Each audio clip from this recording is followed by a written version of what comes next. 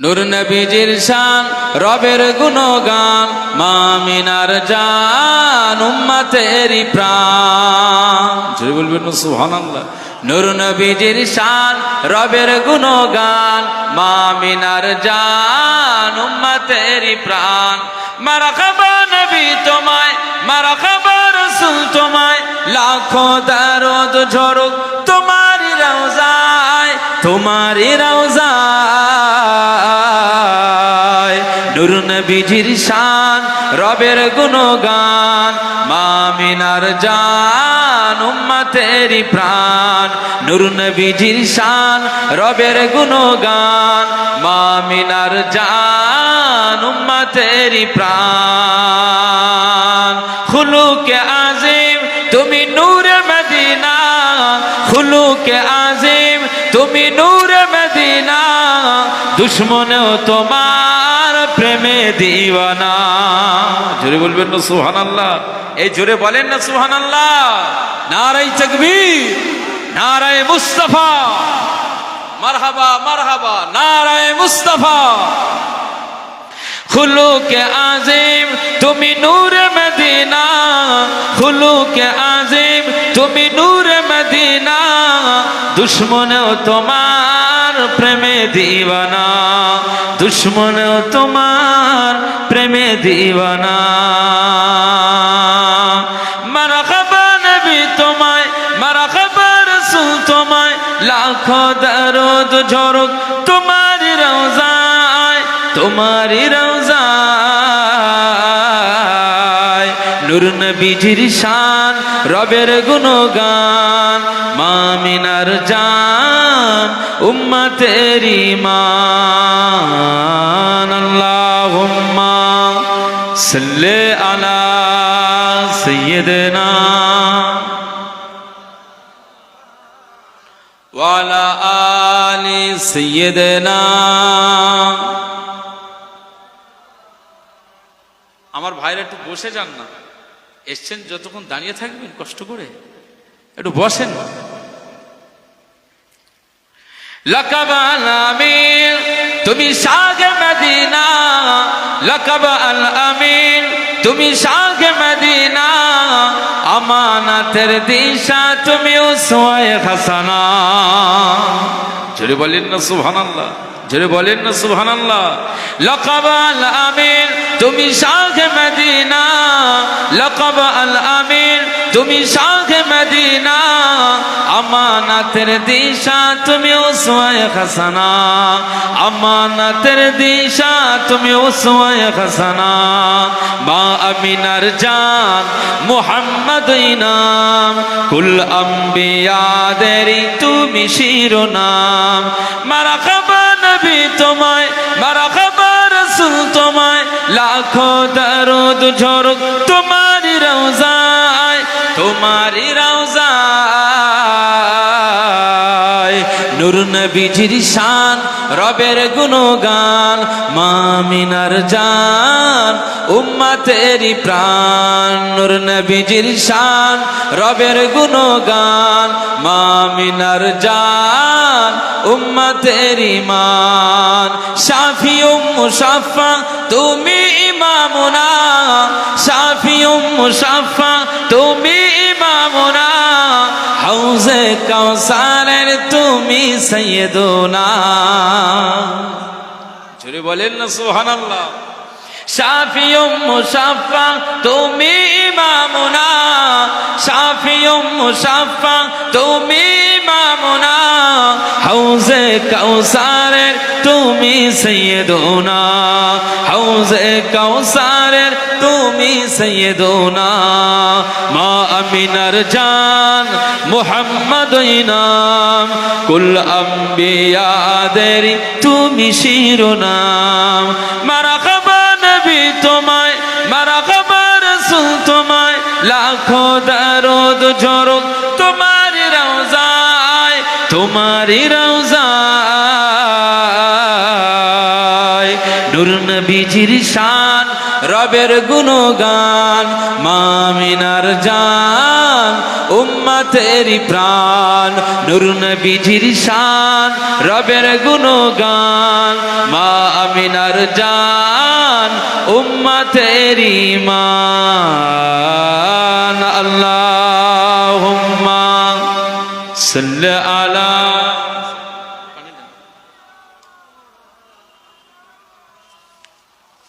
ওয়া আলা আলি সাইয়্যিদিনা।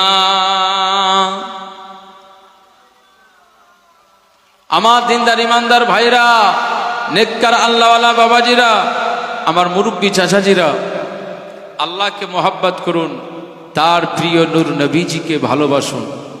এই জীবনে যদি সাকসেস করতে চান, লাইফটাকে যদি আখেরাতের ময়দানে আল্লাহর দরবার থেকে যদি নাজাত পেতে চান, তো মুস্তাফার গোলামতি করুন। কথা বুঝতে পারছেন? দুনিয়াতে কি করবে?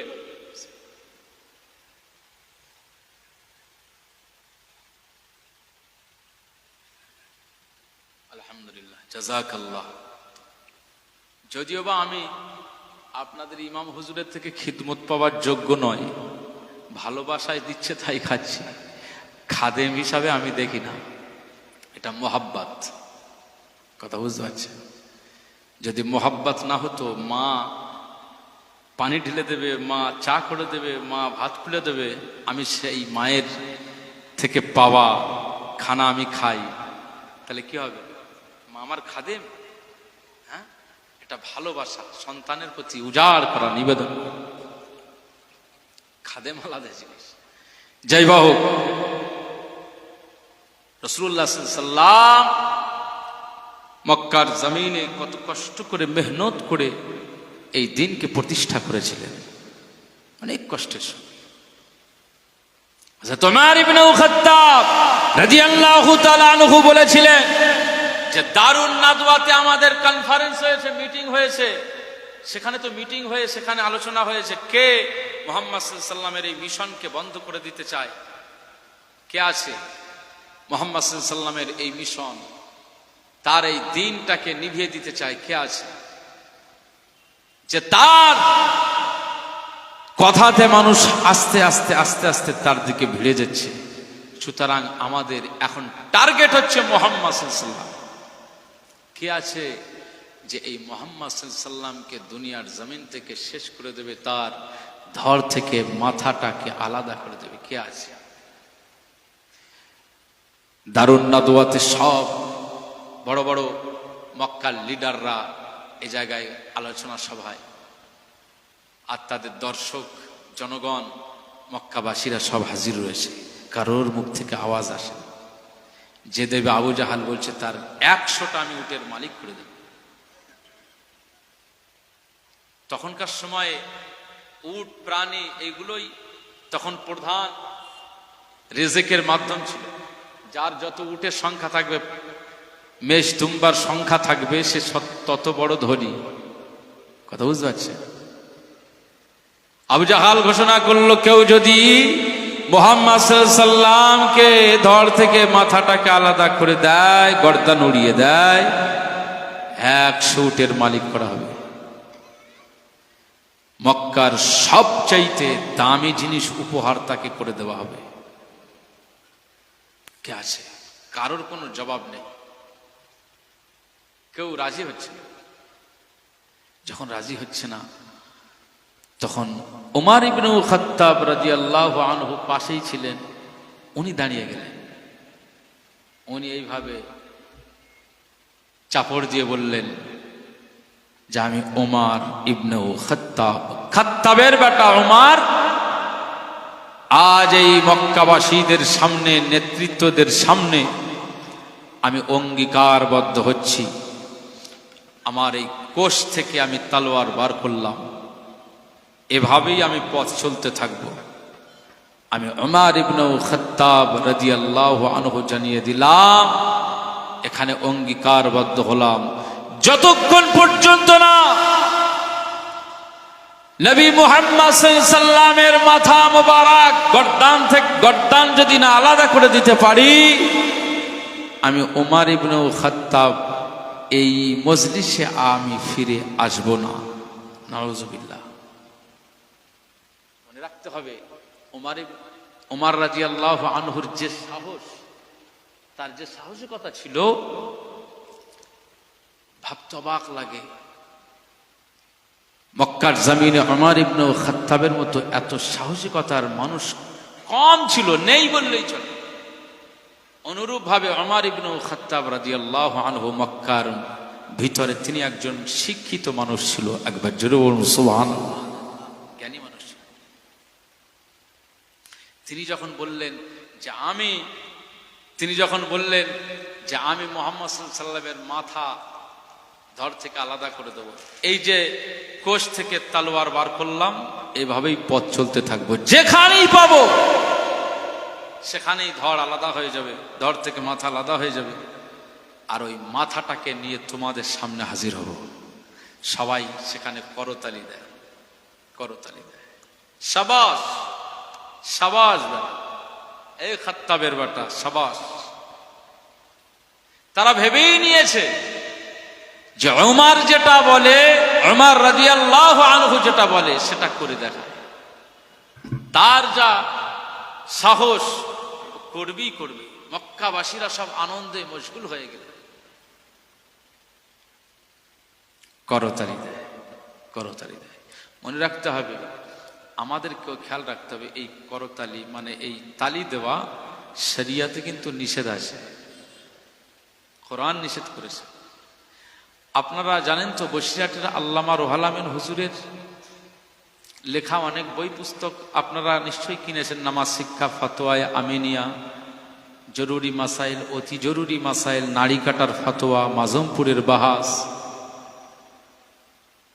দাফিউল মুফসিদিন, রাদ্দে আজানগাছি, বুরহানুল মুকাল্লিদিন বা মাযহাব মীমাংসা, এই সমস্ত বই পুস্তক আল্লামা রুহুল আমিন হুজুর লিখে গেছেন।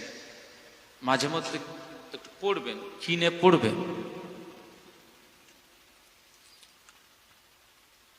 আপনি হাততালি দিতে পারবেন কি পারবেন না, বাংলা ভাষায় এই সমস্ত ফতোয়ার কিতাবগুলো পড়লে আপনার মগজ ধুলাই হবে, আপনার চলার পথটা সহজ হয়ে যাবে। শরিয়াত আপনাকে নিষেধ করেছে। বাংলাদেশের জমিনে উলামাদের মিটিং হয়, উলামা জামিয়াতে উলামায়ে হিন্দের উলামারা ছিলেন।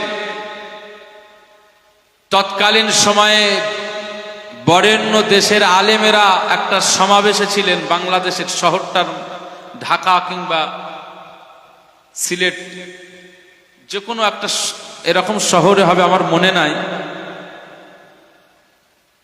একজন আলোচনা করছেন, মাওলানা আলেমে দ্বীন আলোচনা করছেন, সামনে সব উলামা হাজরাতরা, মুসলমানেরা দাঁড়িয়ে, সাধারণ মুসলমানেরা, তার কথার সাপোর্টে সব এরকম ভাবে হাততালি দেয়। সেখানে কিন্তু বহু উলামা হাজরাতরা ছিলেন না, কেউ এই হাততালির বিরুদ্ধে প্রতিবাদ করে নাই। কিন্তু মনে রাখতে হবে, সেই দিনে হাততালির প্রতিবাদ করেছিল ফুরফুরা শরীফের মুজাদ্দিদুজ জামান হযরত আবু বকর সিদ্দিকী ওয়াল কুরাইশী রাহমাতুল্লাহ আলাইহি। একবার জোরে বলুন সুবহান। আমার আল্লাহ কোরআনে এটা নিষেধ করেছেন। আবু বকর সিদ্দিক তিনি বলেন, আমি আবু বকর আমার সামনে উলামা হাজরাতদের সামনে ইসলামিক একটা আলোচনা সভাতে মুসলমানেরা হাততালি দিতে পারে না, করতালি দিতে পারে না। যেটা আমার আল্লাহ নিষেধ করেছেন সেটা আবু বকর মেনে নিতে পারে না। সেই জন্যই তো মুজাদ্দিদ বলা হয়, যুগ সংস্কারক বলা হয়। সংস্কারের দায়িত্ব প্রাপ্ত আমার আল্লাহ তাকে করে দিয়েছিলেন। একবার জোরে বলুন সুবহানাল্লাহ।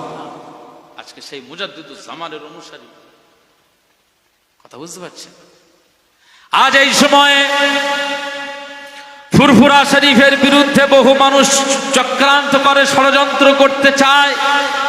মুজাদ্দিদুজ জামান পাঁচ হুজুর পীর কেবলার থেকে মুখ ফিরিয়ে নেওয়ার জন্য বহু আলেমেরা নেমে পড়েছে, রাজনীতিবিদেরা নেমে পড়েছে, বহু কুচক্রীরা নেমে পড়েছে। মনে রাখতে হবে মুসলমান, তোমার এই ঈমান, তোমার এই মাথায় টুপি আর এই জুব্বা আর মুখের দাড়িটা কিন্তু তুমি পেয়েছো না তোমার লোকালের কোনো নেতাদের থেকে নয়, তোমার এলাকার কোনো আলেমদের থেকে নয়, বরং তোমার মুখের দাড়ি আর তোমার মাথার এই টুপিটা, সুন্নাতি এই পোশাক আর ইমানের যে পাওয়ার পেয়েছো, ইসলামিক রীতি নীতি আর পদ্ধতি যেটা পেয়েছো, এটা এই সমাজের কোনো আলেমদের থেকে পাও নাই। যদি পেয়ে থাকো ইতিহাস গুলো দেখতে পাবে, যদি তার অবদান থাকে সেই অবদানের আর এক নাম হচ্ছে আবু বকর সিদ্দিকী ফুরফুর আবি রহমাতুল্লাহ আলাইহি। একবার জোরে বলুন সুবহানাল্লাহ। জোরে বলবেন না? নারে তাকবীর। সুতরাং হাততালি দেওয়া জায়েজ নয়। এটা ফুরফুরার আবু বকর সিদ্দিকী রহমাতুল্লাহ আলাইহি আমাদের কি শিখিয়েছে। ছেলেরা, তুমি বিরাট কোহলি 6 মেরেছে, জোরে তালি দিচ্ছ। ওই মেসি গোল করেছে, জোরে তালি দিচ্ছ। এসব দেবে না ভাইরা, দেবেন না। আমার আল্লাহ নিষেধ করেছে। মুসলমানের ছেলেরা, এ নবীর উম্মত উম্মতিরা, খুব খেয়াল করে শুনুন।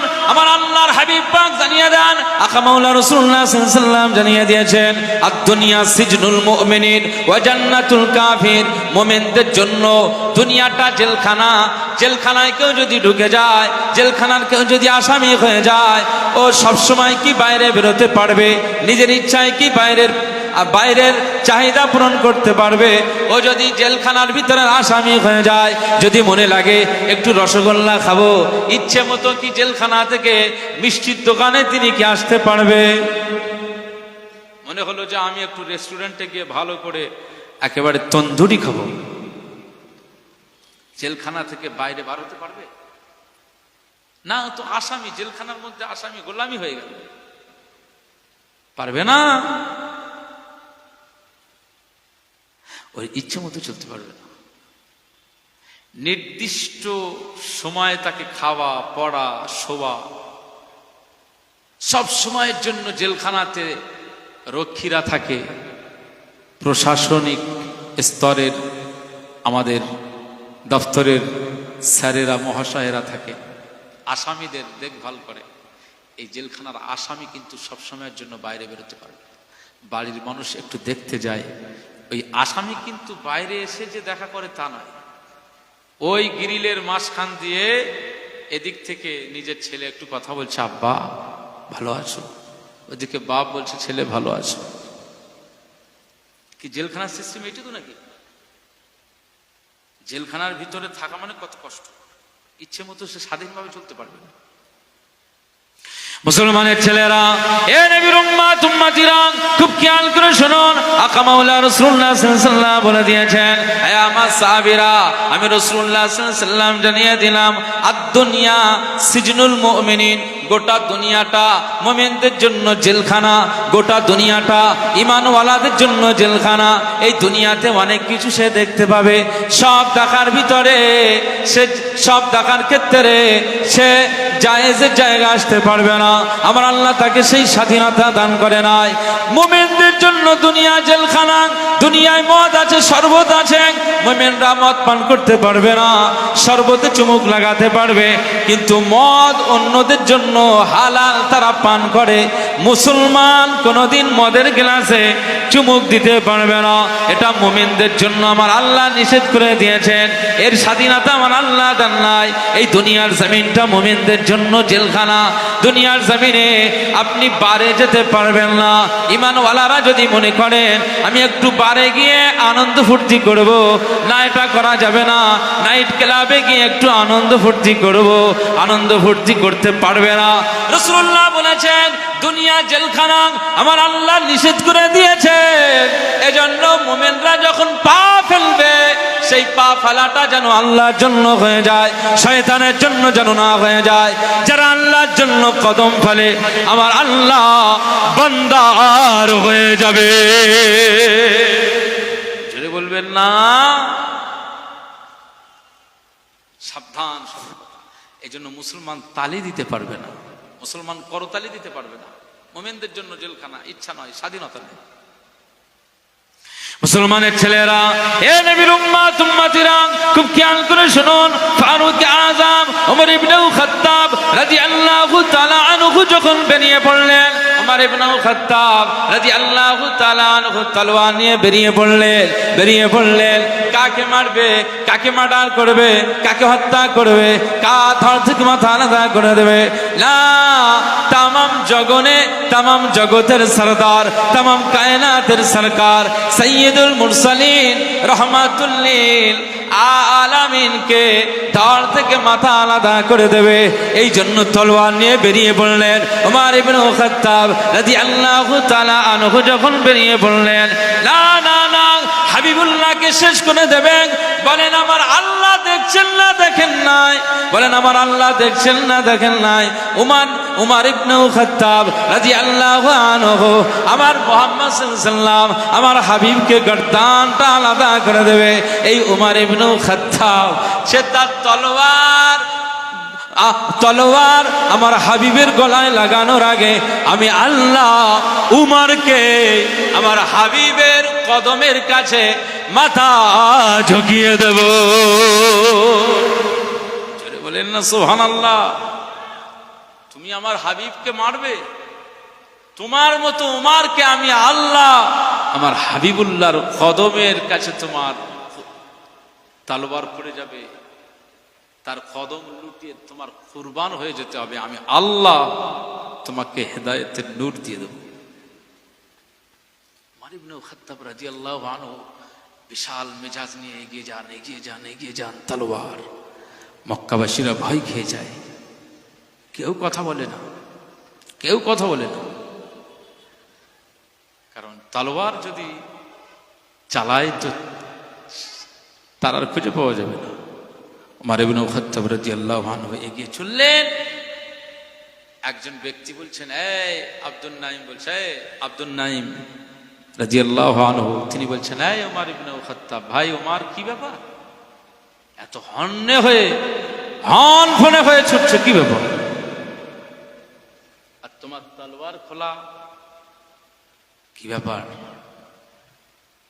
আব্দুল নাইম রাদিয়াল্লাহু আনহু যখন জিজ্ঞেস করলেন, উমর ইবনে খাত্তাব রাদিয়াল্লাহু আনহু বলছেন, আমি খাত্তাবের বেটা উমর, আমার পথে আটকাও না, এখান থেকে সরে যাও। আজ মক্কার নেতৃত্ব লিডারদের মাঝখানে আমি অঙ্গীকারবদ্ধ হয়ে এসেছি, সেখানে আমি অঙ্গীকার করে এসেছি, আমি উমর ইবনে খাত্তাব রাদিয়াল্লাহু আনহু আমার এই কোষ থেকে, খাপ থেকে আমি তলোয়ার বার করে নিলাম। আমি সেখানে অঙ্গীকারবদ্ধ হয়ে এলাম, এই মক্কার জমিনে বিশৃঙ্খল পরিবেশ তৈরি করছে মুহাম্মদ ইবনে আব্দুল্লাহ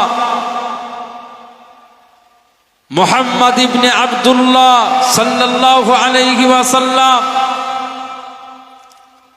এই নামের একটি যুবক আমাদের মক্কাবাসীদের ভিতরে বিশৃঙ্খল পরিবেশ তৈরি করছে। আমি উমর ইবনে খাত্তাব রাদিয়াল্লাহু আনহু ওই মুহাম্মদ সাল্লাল্লাহু আলাইহি ওয়াসাল্লামের ধর থেকে মাথাখানা আলাদা করে দিতে আজ আমি বেরিয়ে পড়েছি। আমার রাস্তা ক্লিয়ার রাখো, না তো আমার তলোয়ারের আঘাতে তোমারও গর্দান উড়ে যাবে। উমর ইবনে খাত্তাব রাদিয়াল্লাহু আনহু এইভাবে যখন রুড মেজাজে কথা বলেন, আব্দুল নাইম বলছে, এই উমর, খাত্তাবের বেটা উমর, শোনো, আজ মুহাম্মদ সাল্লাল্লাহু আলাইহি ওয়াসাল্লাম সেই মক্কার জমিনে, তিনি এই মক্কার জমিনে কারোর উপরে আঘাত করে নাই, বরং তার আদর্শের মধ্যে দিয়ে তার এই ইসলাম প্রচার এবং এই মিশনটা মানুষ আকৃষ্ট হচ্ছে, আকর্ষণে মশগুল হচ্ছে। তার কালেমার উপরে ঈমান নিয়ে আসছে, তাকে নবী বলে মেনে নিচ্ছে, তার কথাতে মানুষ চলাফেরা করছে, মানুষ তার দিকে আগমন করছে।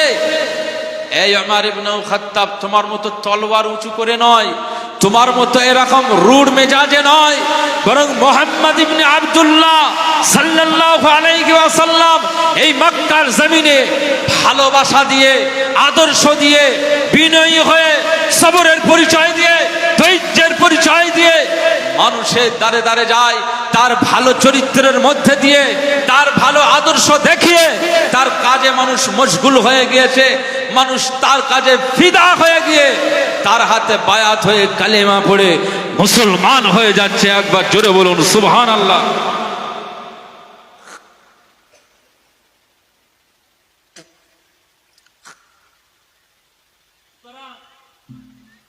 তোমার মতো উমর ইবনে আল খাত্তাব, শোনো, তুমি আজকে তাকে তলোয়ার দিয়ে ধর থেকে গর্দান আলাদা করে দেবে?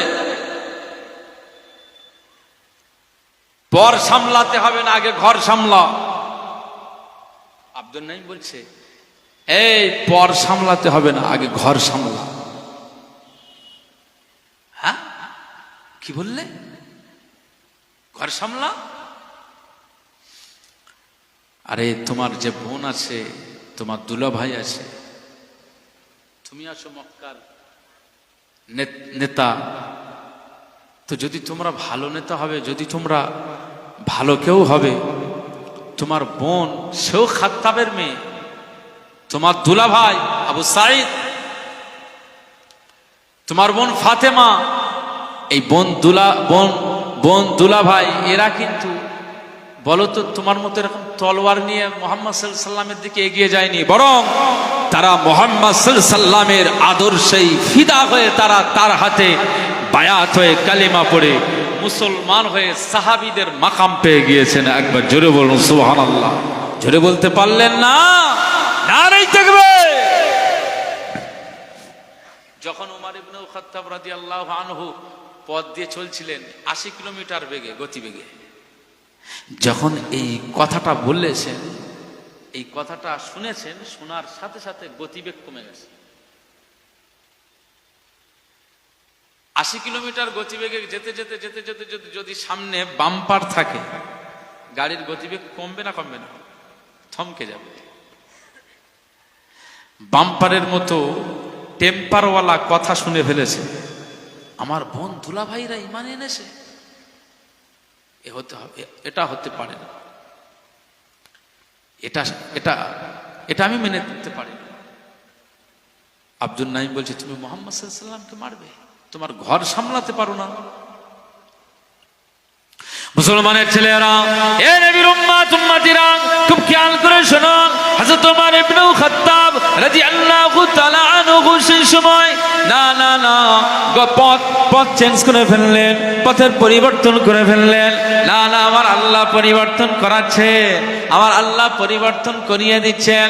ওমর ইবনে আল খাত্তাব রাদিয়াল্লাহু তাআলা আনহু পথ পরিবর্তন করে চলে যান এবারে বোনের বাড়িতে, দুলা ভাইয়ের বাড়ির দিকে রওনা দিয়ে দেন। ওমর ইবনে আল খাত্তাব রাদিয়াল্লাহু তাআলা আনহু যখন নিজের দুলা ভাইয়ের বাড়ির দিকে, নিজের বোনের দিকে রওনা দিয়ে দেন, সেই সময় ঘরের ভিতরে নানা বোন ফাতেমা রাদিয়াল্লাহু তাআলা আনহা নিজের স্বামীকে নিয়ে, কোরআনের একজন ভালো কারিকে নিয়ে তারা কোরআনের দার্স নিচ্ছিলেন, কোরআন পড়া শিখছিলেন। এ নবীর উম্মতিরা, খুব খেয়াল করে শুনুন। যখন কোরআন পড়া শিখছিলেন, কোরআন পড়ার আওয়াজ আসে না নাই? কোরআন পড়ার আওয়াজ আছে না নাই? কোরআন যখন তেলাওয়াত হয়, এই তেলাওয়াতের প্রতিটি শব্দের আওয়াজ বাইরে ছড়িয়ে যায় না? ওমর ইবনে আল খাত্তাব রাদিয়াল্লাহু আনহু বোনের বাড়ির দিকে এগিয়ে যান। বোনের বাড়ির দিকে যখন এগিয়ে যান, তখন ওনার কানে আওয়াজ, কোরআনের আওয়াজ। আহা, সূরা তাহা, সে সময় বোন দুলা ভাইরা সূরা তাহা পড়ছিলেন। তাহা মা আনজালনা আলাইকাল কুরআনা লিতাশকা আল্লা তাযকিরাতাল লিমান ইয়াখশা, এভাবে সূরা তাহা পড়ছিলেন। লা ইলাহা ইল্লা আনা ফা'বুদনি ওয়া আকিমিস সালাতা লিযিকরি। একবার জোরে বলুন সুবহানাল্লাহ। ফারুক আযম ওমর ইবনে আল খাত্তাব রাদিয়াল্লাহু আনহু এই আওয়াজটাই কানে পেয়েছিলেন, লা ইলাহা ইল্লা আনা ফা'বুদনি ওয়া আকিমিস সালাতা লিযিকরি। এই আয়াতের অর্থ হচ্ছে, আমার আল্লাহ পাক বলছেন যে লা ইলাহা ইল্লা আনা, আমি ছাড়া কোনো ইলাহা নাই, ফাবুদুনি। পৃথিবীতে যদি কারো ইবাদত করতেই হয়, দাসত্ব করতেই হয়, আনুগত্য করতেই হয়, সিজদা দিতে হয়, রুকু করতে হয়, এই জমিনে যদি বিনয়ী হতে হয় আর মাথা ঝুঁকাতে হয়, তো আমি আল্লাহ বলে দিচ্ছি যে সেটা আমার জন্য যেন রুকু আর সিজদা হয়, আর আমার জন্য যেন ইবাদতটা হয়ে যায়। একবার জোরে বলুন সুবহান। ফাবুদনি, আমার ইবাদত করো, ওয়া আকিমিস সালাতা লিযিকরি, আর আমার স্মরণে তোমরা নামাজ কায়েম করবে। একবার জোরে বলুন সুবহানাল্লাহ। এই আওয়াজটাই শুনতে পেয়েছে হযরত ওমর ইবনে খাত্তাব রাদিয়াল্লাহু আনহু। শোনার সাথে সাথে আওয়াজ দেন। এই আওয়াজের সাথে সাথে ভিতরে বোন বললেন যে আমার ভাই আসছে মনে হয়। হ্যাঁ, ওনারা বুঝে গেছেন ভাই আসছে। এই তাড়াতাড়ি কোরআনের ওই পৃষ্ঠাস গুলোকে সব লুকিয়ে ফেললেন, মাস্টার শিক্ষককে লুকিয়ে ফেললেন, আর দুলা ভাই সবাই লুকিয়ে গেলেন, দরওয়াজা দিয়ে দিলেন। মুসলমানের ছেলেরা, এ নবীর উম্মত উম্মতিরা, খুব খেয়াল করে শুনুন। কোরআন যখন তেলাওয়াত করেন লা ইলাহা ইল্লা আনা ফাবুদনি ওয়া আকিমিস সালাতা লিযিকরি, এই আয়াতে কারিমা ওমর ইবনে খাত্তাব রাদিয়াল্লাহু আনহুর কানে পৌঁছে যায়। না না, তিনি শুনতে পান, তার কানে আওয়াজ চলে যায়। হযরত ওমর ইবনে খাত্তাব রাদিয়াল্লাহু আনহু যদিও বা তিনি আওয়াজ দেন, এই আওয়াজে সব জড়সড় হয়ে যায়। বোন জানে আমার ভাই ওমর অনেক রূঢ় মেজাজের, অনেক শক্ত মেজাজের, অনেক কঠিন মেজাজের। আমার ভাই ওমর কারো কথা মানবে না, সেই আমাদের উপরে আক্রমণ চালাবে। তাই কারি সাহেবকে, নূর নবীজির সাহাবীকে ঢুকিয়ে ফেললেন একটা আড়ালের জায়গায়, একটা জায়গা আড়াল করে দিলেন। না না, তার স্বামী আবু সাঈদ রাদিয়াল্লাহু আনহুকে আড়াল করে ফেললেন। বোন ফাতেমা রাদিয়াল্লাহু তাআলা আনহা তিনি ঘরের ভিতরে।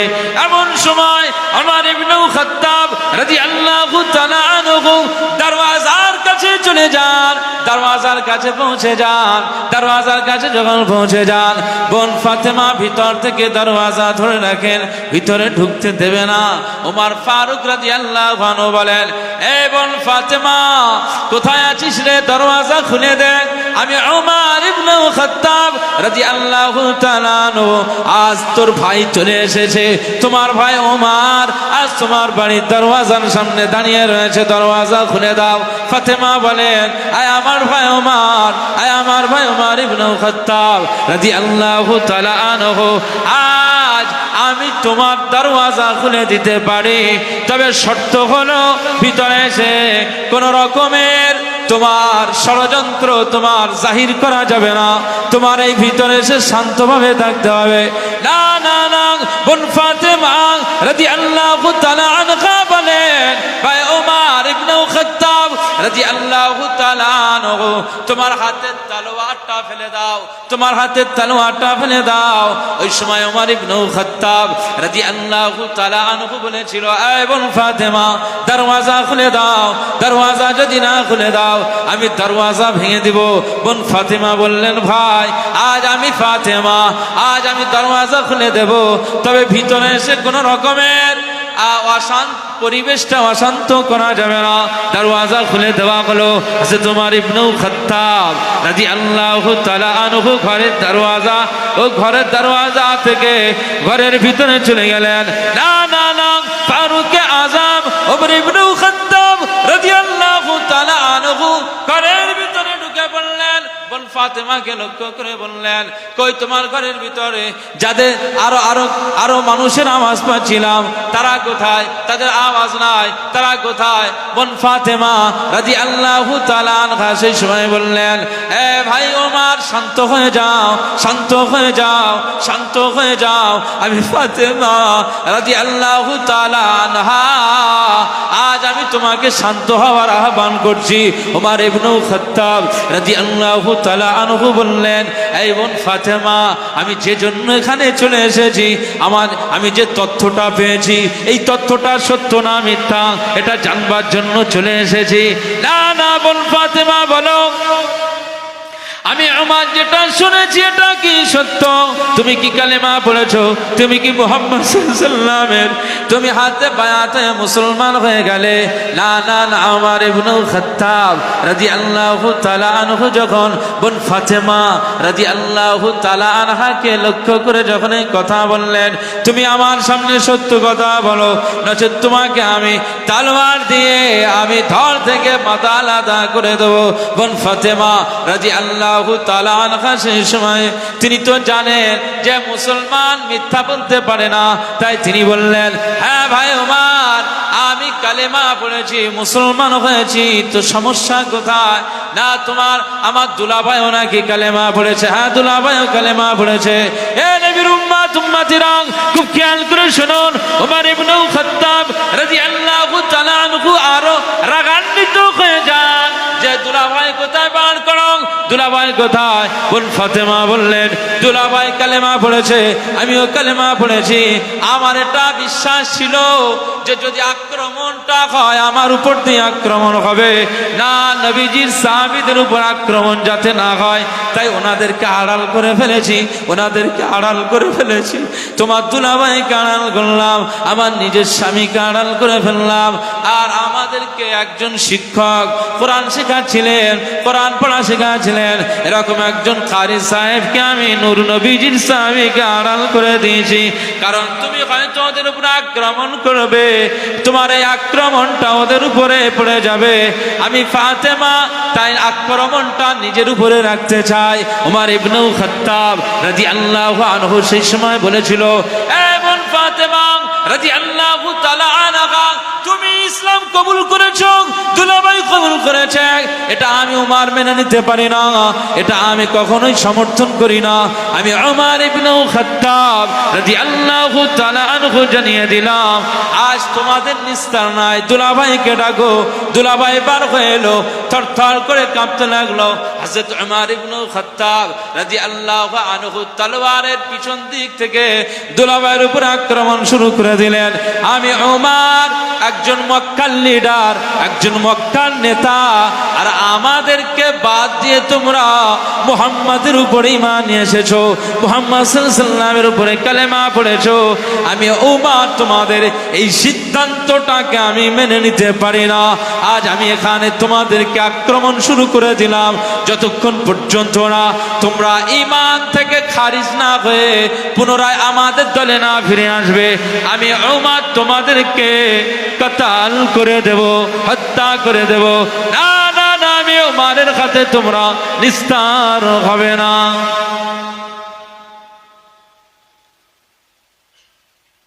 তোমরা যে সিদ্ধান্ত নিয়েছো এটাকে রদ করো।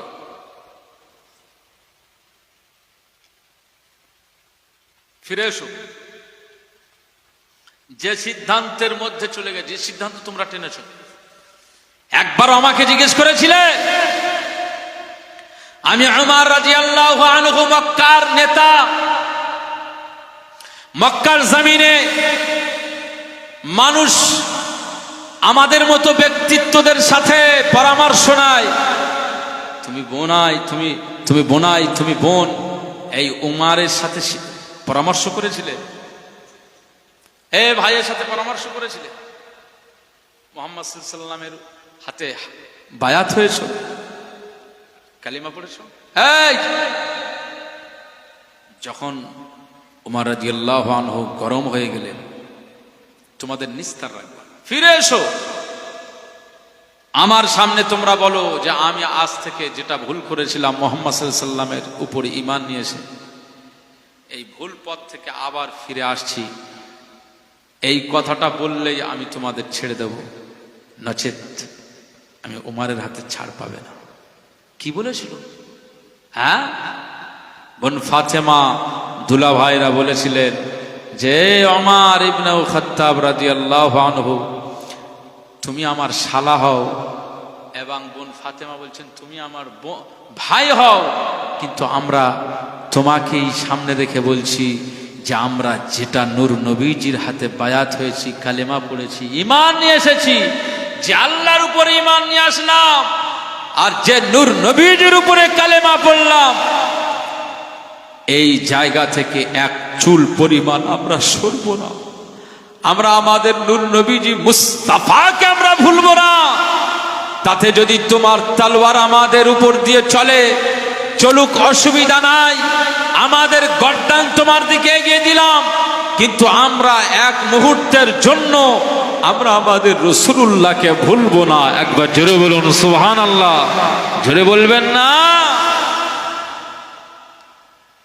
উমর ইবনে খাত্তাব রাদিয়াল্লাহু আনহু ঘাবড়ে গেলেন। বলে কি, উনি একটু মার শুরু করলেন, প্রহার শুরু করলেন, বোনের উপরে মার শুরু করলেন, দুলা ভাইয়ের উপরে প্রহার শুরু করলেন। মুসলমানের ছেলেরা, এ নবীর উম্মত উম্মতিরা, খুব খেয়াল করে শুনুন। যখন দুলাভাইয়ের উপরে আক্রমণ শুরু করে দিয়েছে, শরীরটা রক্তাক্ত হয়ে যায়। দুলাভাইয়ের শরীরের উপরে যখন এভাবে আঘাত আনে, বোন ফাতেমা নিজের বুকটা পেতে দিয়ে বলেন, এ ভাই ওমর, তুমি খাত্তাবের পুত্র ওমর, আমি খাত্তাবের মেয়ে ফাতেমা। এ ভাই ওমর, তুমি খাত্তাবের পুত্র ওমর, আর আমি খাত্তাবের মেয়ে ফাতেমা। তোমার ভিতরে যে ব্লাড তৈরি, তোমার ভিতরে যে ব্লাড কাজ করছে, আমি ফাতেমার ভিতরেও সেই ব্লাড জারি রয়েছে। এ ওমর, তুমি যদি মেজাজ দেখাতে পারো, তুমি যদি আক্রমণ করতে চাও, আমি ফাতেমা, আমার ভিতরে সেই মেজাজ রয়েছে। তুমিও খাত্তাবের পুত্র, মেজাজ দেখাও। আমি ফাতেমা, আমিও মেজাজ দেখাতে পারি। তুমি যদি শান্ত না হও, তাহলে আমি ফাতেমা, আমি তোমার উপর আক্রমণ চালাবো, অসুবিধা নাই। না না না, আমি ফাতেমা রাদিয়াল্লাহু তাআলা জানিয়ে দিলাম, আজকে আমরা যে হেদায়েতের জায়গায় চলে এসেছি, আজ অন্ধকার জায়গা থেকে, নর্দমার জায়গা থেকে, নোংরা জায়গা থেকে যে নূর পেয়ে গেলাম, এই নূরের হেদায়েতটা আমরা ভুলতে পারবো না। আমার আল্লাহ পাক কি শানওয়ালা নবী করে দিয়েছেন, আমার আল্লাহ পাক কি শানওয়ালা নেতা পাঠিয়ে দিয়েছেন, আমার আল্লাহ পাক আমাদের জন্য কি শানওয়ালা মুস্তাফা পাঠিয়ে দিয়েছেন। মা মেনার কলিজার টুকরা মুহাম্মদ সাল্লাল্লাহু আলাইহি ওয়াসাল্লাম, আজকে আমাদের নেতা, গর্বের সঙ্গে আমরা বলি, এই শানওয়ালা নেতা, শানওয়ালা মুস্তাফাকে পেয়ে গেছি। ভাই ওমর, আমি ফাতেমা রাদিয়াল্লাহু তাআলা আনহা জানিয়ে দিলাম, না না, যতই অত্যাচার করো না কেন, আমরা আমাদের মুস্তাফাকে জিন্দেগির জন্য আমরা ভুলবো না। জোরে বলতে পারলেন না? জোরে বলতে পারলেন না? সুবহানাল্লাহ। নারে তাকবীর। তুমি একটু শান্ত হয়ে যাও। হযরত উমর ইবনে খাত্তাব রাদিয়াল্লাহু আনহু শান্ত হয়ে গেলেন। শান্ত হয়ে গেলেন। যখন একটু শান্ত ভাব, বলছে, তোমাদেরকে এখানে একটা আওয়াজ পাচ্ছিলাম। কিসের আওয়াজ? হযরত উমর ইবনে খাত্তাব রাদিয়াল্লাহু আনহু বলছেন, যে ফাতেমা, তোমার ঘরের ভিতর থেকে একটা আওয়াজ পাচ্ছিলাম। একটু শান্ত হয়ে গেলেন, জিজ্ঞেস করছেন, এই ঘরের ভিতর থেকে আওয়াজটা পাচ্ছিলাম, এই আওয়াজটা কিসের বলো তো? আমি বাইরে থেকে যখন আসি, তোমাদের কণ্ঠ থেকে এই আওয়াজটা আমি পেয়ে গিয়েছিলাম। কিসের আওয়াজ? হযরত ফাতেমা রাদিয়াল্লাহু আনহা বলেছিলেন, বোন বলেছিলেন, ভাই ওমর, আজকে আমাদের ঘরের ভিতর থেকে যে আওয়াজটা পেয়েছিলে, এটা অন্য কোনো আওয়াজ নয়, দুনিয়ার কোনো রাইটারের লেখা, এটা কোনো গ্রন্থ নয়, দুনিয়ার কোনো কবিদের কবিতা নয়, সাহিত্যিকদের সাহিত্য নয়, বরং কোনো উপন্যাসিকের উপন্যাস নয়, বরং আজকে আমরা ঘরের ভিতরে যেটা তেলাওয়াত করছিলাম, যেটা পড়ছিলাম, এটা খুদ আমার আল্লাহর লাওহে মাহফুজ থেকে নাজিল হওয়া আল কুরআনুল কারীম আমরা তেলাওয়াত শিখছিলাম। একবার জোরে বলুন সুবহানাল্লাহ। জোরে বলবেন না? যে কুরআনুল কারীম আমার আল্লাহ পাক বলেছেন, বাল হুয়া কুরআনুম মাজিদ ফি লাওহিম মাহফুজ, এটা লাওহে মাহফুজে সংরক্ষিত। এই কোরআনটা আজকে আমরা তেলাওয়াত শিখছিলাম। কার কাছে শিখছিলে? বলে আমাদের উস্তাদ। ও কই উস্তাদ? আড়াল থেকে উস্তাদ বার হয়ে এলেন। কথা বুঝতে পারছেন? হযরত উমর ইবনে খাত্তাব রাদিয়াল্লাহু আনহুর মনটা যখন শান্ত হয়ে গেল, যে না, নিশ্চয়ই এখানে কিছু ব্যাপার আছে, আমি ওমারের হয়তো ভুল থাকতে পারে, আমি বোনের থেকে সিনিয়র, বোনের থেকে আমি বয়সে বড় হতে পারি, আমি আমার বুদ্ধির গরম দেখাচ্ছি, এর মধ্যে ত্রুটি থাকতে পারে, মানুষ মাত্র ভুল হতে পারে।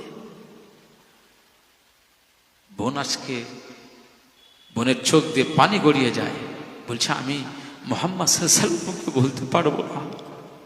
আহা, এই মুহাম্মদ সাল্লাল্লাহু আলাইহি ওয়াসাল্লামের ভিতরের কি এক আকর্ষণ রয়েছে। আমার বোন ফাতেমা আমার ভাইয়ের সামনে জীবনে এরকম ভাবে কোনোদিন কথা বলে নাই।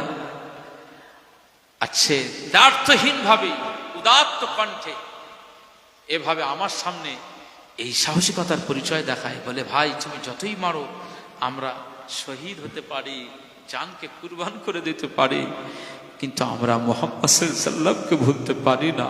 একবার জোরে বলুন সুবহানাল্লাহ।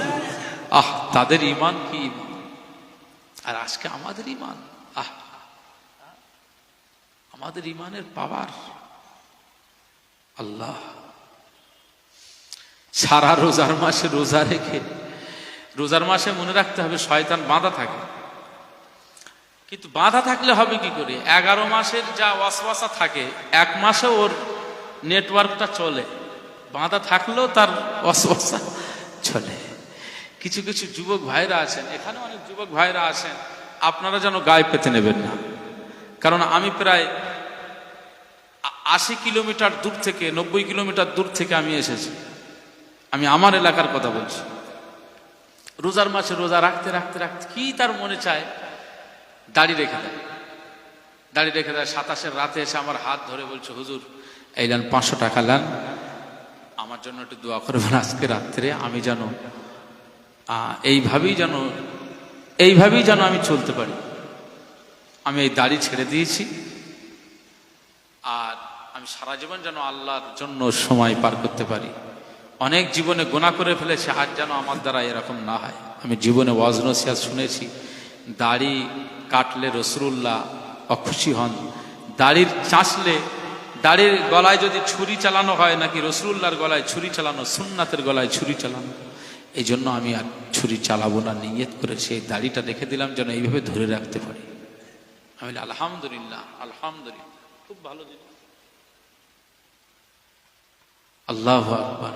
27-এর রাত, আর তারপরে 2 দিন পরে চাঁদের রাত, মানে 29-এর রোজার পরে চাঁদের রাত, কি 30টা রোজা, তাহলে 2 দিন থেকে 3 দিন। এই চাঁদ রাত এসে গিয়েছে, চাঁদ রাতে সব সেলুলে লাইন দিয়ে রাখে, সারা রাত চুল দাড়ি কাটে। কথা বুঝতে পারছেন না? ওই ইফতারি পর্যন্ত ঠিক ছিল, এশার নামাজ পড়েছে ঠিক ছিল। চাঁদের রাতের ঘোষণা হয়ে গেছে, আগামীকাল ঈদ ঘোষণা হয়ে গেছে। সবাই আলহামদুলিল্লাহ, এসে পান টান নিয়ে আসে, হুজুর পান খাবেন, এই খাবেন, তা খাবেন। মানে 1 মাস আল্লাহ পাক এই যে রোজা রাখা মানে বিশাল যন্ত্রণায় ছিল। কথা বুঝতে পারছেন? মানে বিশাল একটা আনন্দ। তবে হ্যাঁ, রোজাদারদের জন্য আমার আল্লাহ এটাকে আনন্দের দিন করেছেন, ঈদের দিন, উপহারের দিন, উৎসবের দিন, ইবাদতের দিন আমার আল্লাহ দান করে দিয়েছে। একবার জোরে বলুন সুবহানাল্লাহ। চাঁদ রাতের দিনে ওর কি ব্যায়াম হলো, কিভাবে ওয়াসওয়াসা লেগে গেল। বাড়িতে ছিল, ওখান থেকেই ওর মনে হলো কি হলো, যাই একটু চুলটা বড্ড বড় পানা হয়ে গেছে, একটু সেপটা অন্তত করে আসি, কাল ঈদের দিন। সেভ করতে গিয়েছে।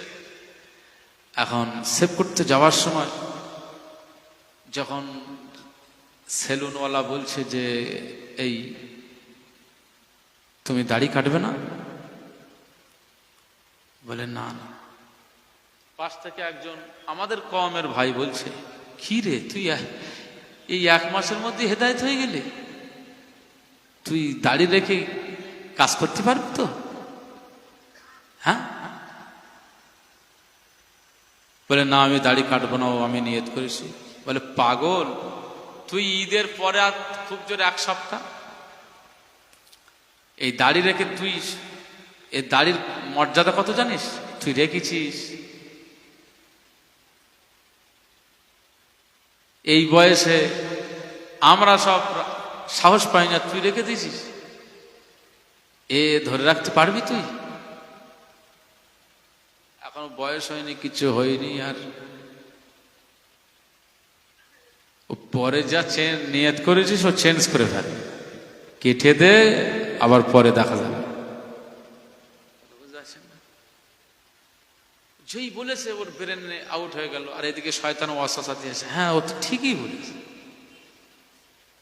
ওর কদরের রাতের কথা ভুলে গিয়েছে, ইমামের হুজুরের হাতের কথা ভুলে গেছে, 500 টাকার নোট দিয়েছে। এবার আপনারা হয়তো বলবেন যে হুজুর তাহলে আপনাকে তো বলেছিলেন যে হেদায়েতের জন্য দোয়া, তা কি দোয়া করেছেন যে ওর কবুল হয়নি, দাড়ি কাটতেই হচ্ছে? বলতে পারেন না? পারেন। আচ্ছা, হেদায়েতের মালিক কি আমরা, ইমামেরা, হুজুরেরা?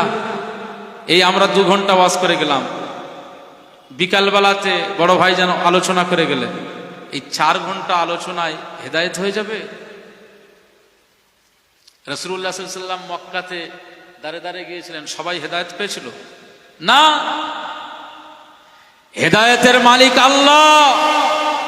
তবে হ্যাঁ, হেদায়েত নিতে হলে নিজেকে নিতে হবে। মাইয়াহদিহিল্লাহু ফালা মুদিল্লা লাহু, আল্লাহ যাকে হেদায়েত দেন তাকে পথভ্রষ্ট করেন না। ওয়ামাইয়ুদলিলহু ফালা হাদিয়া লাহু,